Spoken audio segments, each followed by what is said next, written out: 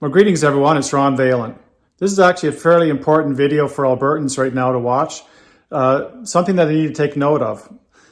It's in regards to the first Wexit rally that happened after the federal election in Edmonton. And there were several speakers that spoke there, and one speaker made a statement here that we need to be able to understand it and also recognize it when it comes up in the future. You're going to see a lot more of it coming up.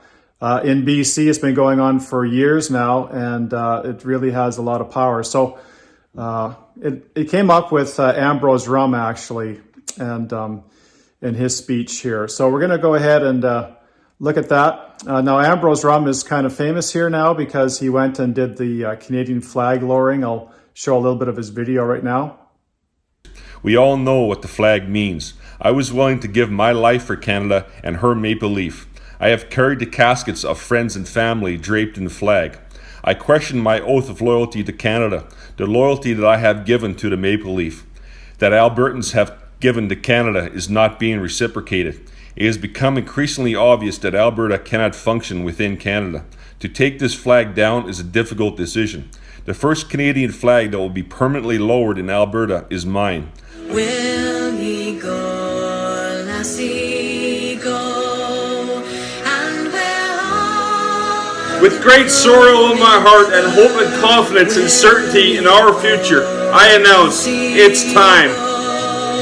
So now I'd like to show what happened at the Wexit rally. It's just a short little clip here.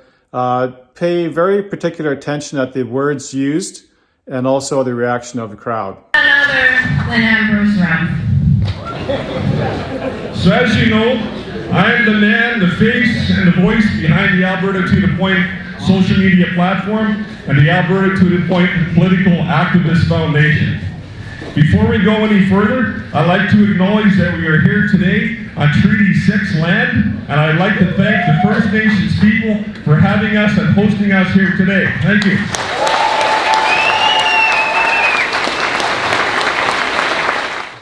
So did you notice how the crowd cheered and they didn't actually understand what was really being said there, the implications of the words? That's because it's new to Albertans. They don't know what's really going on here with all of this. Okay, so looking at what he had to say here, he said, I'd like to acknowledge that we are here today on Treaty 6 land, and I'd like to thank the First Nations people for having us and hosting us here today. Okay, now we're not on a reserve or any kind of specific treaty land. This is land that's encompassed in Treaty 6. Now, Treaty 6 is a very vast area. Now, Treaty 6, all that landmass is not what was negotiated and given to the Aboriginals when they went and did this. That is the area in which the various different land settlements were done, actually. So it was about 120 acres per person, and then that's how they set up the reserves. And actually, from what I understand, people could also not go on the reserves and just take the land themselves, the 120 acres. So the Treaty 6 land is not the entire negotiated land. This has actually been going on in BC for about 4 years at least now, and it's happening in all of their major public events, town hall meetings. It's going on in schools. Even when I was interviewed, we'll have a listen here. You'll be able to hear what's going on. Are broadcasting 88.7 FM out of Prince George. We are currently broadcasting from the traditionally unceded territory of the Lheidli-T'enneh First Nation. Yeah, so I was being interviewed for my candidacy there for the PPC. So I asked the person who interviewed me why he had stated that, and he said that he was told to. This is something that he has to do for his job. If he was actually not to do that, he might lose his job. And that's how far this thing goes. It's not just paying respect. It goes far beyond that. I should also point out that when I was in a debate up in Fort Nelson, an Aboriginal woman had asked a question.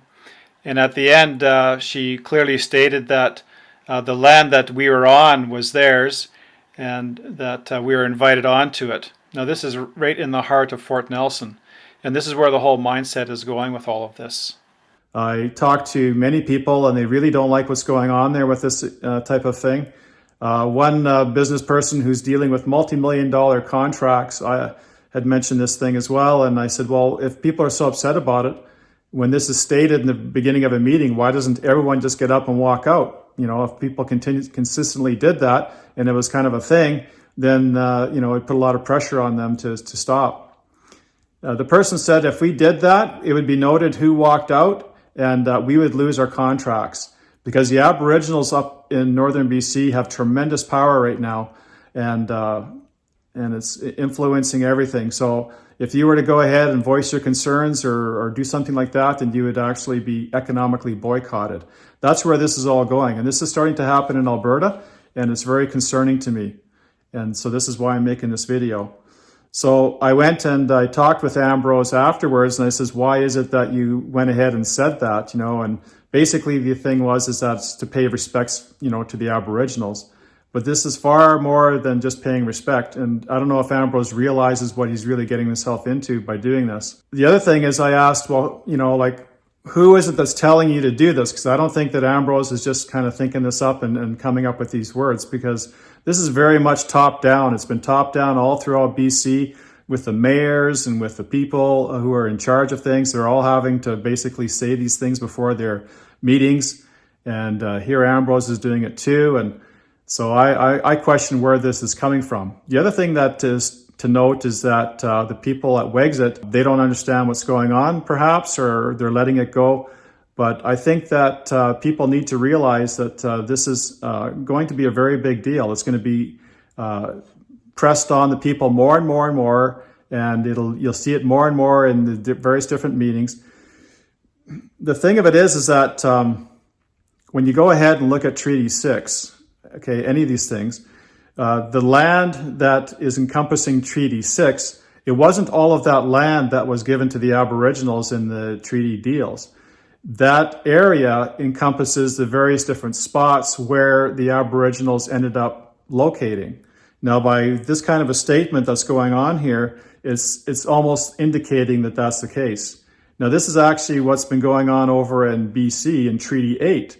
Like the West Moberly Band as an example, stating that, there's a court case that went on and they have rights to the entire Treaty 8 land. And this is where it's going, basically. It's going off the reserves and into the entire treaty land area. So this is a very big deal. And when you go ahead and you look further down the road and you see what's going on with UNDRIP, United Nations Declarations on the Rights of Indigenous Peoples, it's not directly tied to it, but you'll see that in the future, this whole Aboriginal rights of Indigenous peoples is going to be a very big deal. And in that declaration, it states that they have the rights to all of the lands and resources for which they previously owned or used. So they could say they used it all. And by having all of these various different peoples recognizing that we are on their land, I think can be used actually in a court case in the future times. All these folks of mayors and prominent people have stated that we are on their land and have acknowledged it. It also is kind of a brainwashing situation too, especially when you hear it over and over and over again, like I heard over in BC. So this is very concerning, and it's very top down as well. If you start hearing it, start asking these people, how come they're stating this and where is this coming from?